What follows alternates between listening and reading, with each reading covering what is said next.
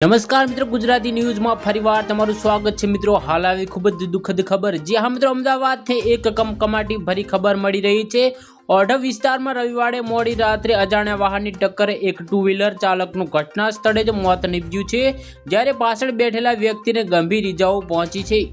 મિત્રો, માહિતી મુજબ રવિવારે રાત્રે આશરે 11:45 વાગે ગોવિંદ પરમાર નામના 45 વર્ષીય વ્યક્તિ તેમના સાથી શૈલેષ પરમાર સાથે ઓઢવ રિંગ રોડ બ્રિજ નીચેથી પસાર થઈ રહ્યા હતા, ત્યારે પૂરપાટ ઝડપે આવતા એક અજાણ્યા વાહને પાછળથી જોરદાર ટક્કર મારી હતી। ટક્કર એટલી ભયાનક હતી કે બંને સવાર ટુ વ્હીલર પરથી ભંગોળાઈ ગયા હતા।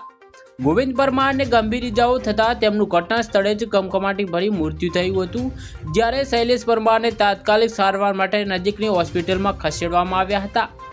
અકસ્માત બાદ અજાણ્યા વાહન ચાલક અંધારાનો લાભ ઉઠાવી સ્થળ પરથી ફરાર થઈ ગયો હતો। ઓઢવ ટ્રાફિક પોલીસ દ્વારા મૃતકના સગા મહેશભાઈ પરમારની ફરિયાદના આધારે અજાણ્યા વાહન ચાલક વિરુદ્ધ ભારતીય ન્યાય સંહિતા અને મોટર વ્હીકલ એક્ટની કલમો હેઠળ ગુનો દાખલ કરવામાં આવ્યો છે। ટ્રાફિક પોલીસના વરિષ્ઠ અધિકારીઓએ જણાવ્યું કે આસપાસના સીસીટીવી ટોલ પોઈન્ટ ફૂટેજ ચકાસી અને હિટ એન્ડ રન કેસમાં સામેલ વાહન અને ચાલકની ઓળખ કરવા માટે સઘન તપાસ હાથ ધરાઈ છે।